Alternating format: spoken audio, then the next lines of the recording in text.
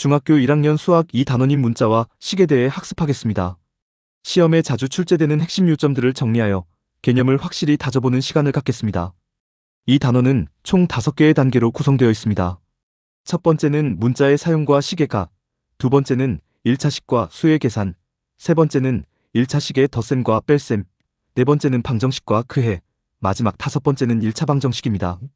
문자를 사용하면 수량 사이의 관계를 식으로 간단히 나타낼 수 있으며 복잡한 문제도 단순한 식으로 바꾸어 해결할 수 있습니다. 첫 번째 핵심 포인트는 곱셈과 나눗셈 기호의 생략입니다. 문자를 사용한 식에서는 곱셈 기호를 생략할 수 있습니다. 수와 문자의 곱에서는 x 곱하기 3을 3x로 쓰는 것처럼 수를 문자 앞에 씁니다. 문자와 문자의 곱에서는 b 곱하기 a 곱하기 c를 a, b, c로 쓰는 것처럼 알파벳 순서로 씁니다. 같은 문자의 곱은 x 곱하기 x를 x의 세제곱으로 쓰는 것처럼 거듭제곱으로 나타냅니다. 나눗셈은 a 나누기 b를 b분의 a처럼 분수꼴로 간단히 나타냅니다.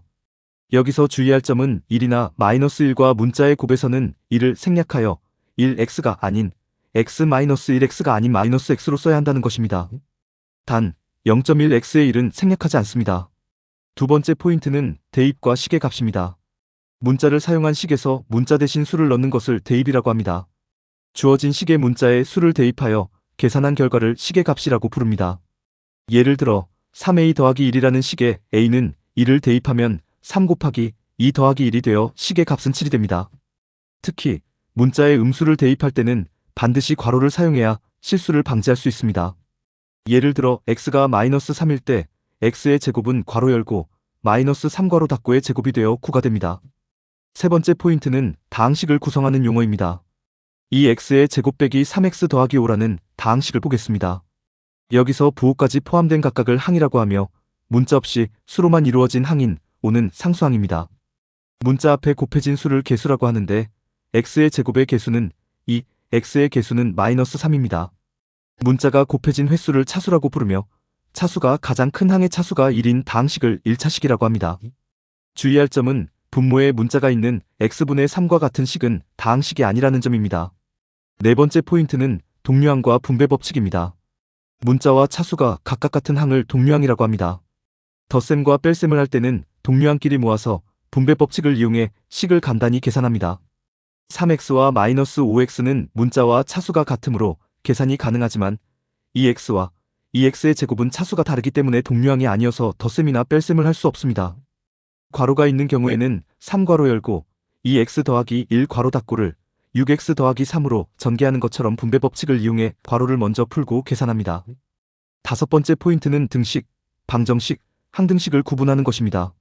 등호가 있는 식을 등식이라고 하며 2 더하기 3은 5와 같은 식이 대표적입니다. 등식 중 문자의 값에 따라 참이 되기도 하고 거짓이 되기도 하는 식을 방정식이라고 부릅니다. x 더하기 2는 5는 x가 3일 때만 참이 됩니다. 반면 미지수에 어떤 값을 대입하여도 항상 참이 되는 등식을 항등식이라고 합니다. 이 x 더하기 3x는 5x와 같이 좌변과 우변의 모양이 완전히 같은 경우가 이에 해당합니다. 여섯 번째 포인트는 양팔 저울의 원리로 이해할 수 있는 등식의 성질입니다. a와 b가 같을 때 양변에 같은 수를 더하거나 빼거나 곱해도 등식은 성립합니다. 식으로 나타내면 a 더하기 c는 b 더하기 c, a 빼기 c는 b 빼기 c, ac는 bc와 같습니다. 또한 양변을 같은 수로 나누어도 등식은 성립하지만 나눌 때는 반드시 나누는 수식이 0이 아니라는 조건이 있어야 합니다. 이 조건이 빠지면 틀린 설명이 되므로 주의가 필요합니다. 일곱 번째 포인트는 이항을 이용한 1차 방정식의 풀이입니다. 이항이란 등식의 한 변에 있는 항의 보호를 바꾸어 다른 변으로 옮기는 것을 말합니다. 더하기 4는 이항하면 -4가 됩니다. 1차 방정식을 풀 때는 먼저 미지수 x가 있는 항은 좌변으로, 상수항은 우변으로 이항합니다. 그 다음 동류항을 계산하여 ax는 b의 모양으로 만들고 양변을 x의 개수인 a로 나누어 x는 a분의 b라는 해를 구합니다. 여덟 번째 슬라이드는 개수가 소수이거나 분수인 복잡한 1차 방정식의 풀이 방법입니다. 개수가 소수일 때는 10, 100, 1000과 같은 10의 거듭제곱을 양변에 곱하여 개수를 모두 정수로 바꿉니다. 개수가 분수일 때는 분모들의 최소 공배수를 양변에 곱하여 분모를 약분시켜 정수로 만듭니다. 만약 a 대 b는 c 대 d와 같은 비례식 형태가 나오면 내항의 곱과 외양의 곱이 같다는 성질을 이용하여 B 곱하기 C는 L 곱하기 D라는 식을 세워 풀면 됩니다. 9번째 슬라이드는 1차 방정식의 활용 중 거리, 속력, 시간에 관한 문제입니다. 거리는 속력 곱하기 시간, 속력은 거리 나누기 시간, 시간은 거리 나누기 속력이라는 공식을 사용합니다. 문제를 풀 때는 상황을 갈 때와 올 때 등으로 나누어 표를 그리고 표의 빈칸을 채워나가면 방정식을 쉽게 세울 수 있습니다.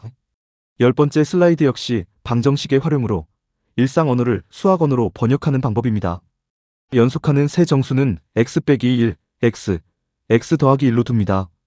10의 자리 숫자가 x, 1의 자리 숫자가 y인 두 자리 자연수는 10x 더하기 y로 나타내야 하며 절대 xy로 쓰면 안 됩니다.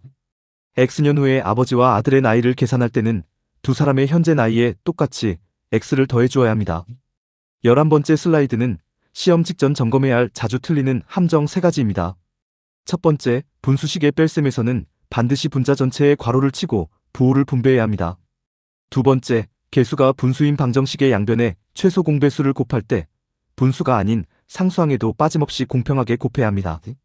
세 번째, 이 x와 3x를 더할 때 개수끼리만 더해서 5x로 써야 하며 문자까지 더해서 5x의 제곱으로 쓰면 안 됩니다.